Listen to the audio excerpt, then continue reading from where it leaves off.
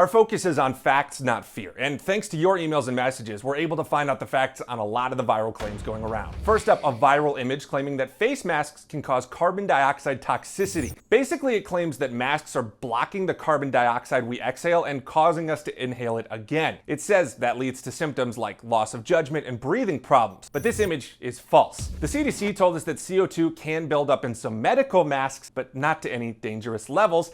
And that doesn't apply to homemade cloth masks, which aren't great at trapping air, period. Bottom line, false claim. Next up, claims of a study showing marijuana or cannabis could prevent or treat COVID-19. Well, there is a real study, but it doesn't have anything to do with recreational marijuana use. Researchers at a university in Canada found 13 strains of CBD that lowered the number of cells that the virus could attach itself to.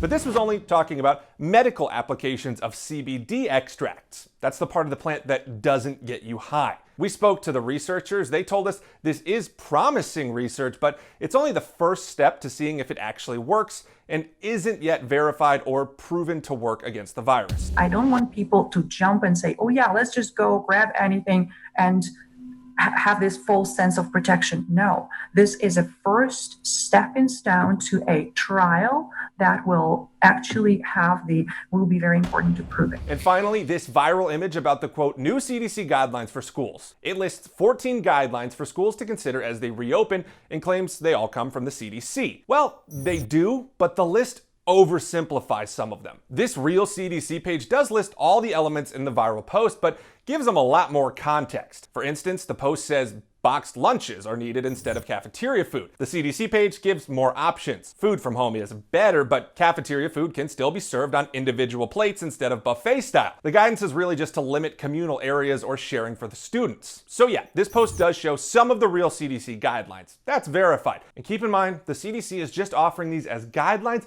not requirements. They're meant for schools to consider as they make their individual plans to bring students back. Thanks for sending us these questions. If you have more, send us an email. With your Verify, I'm Jason Puckett.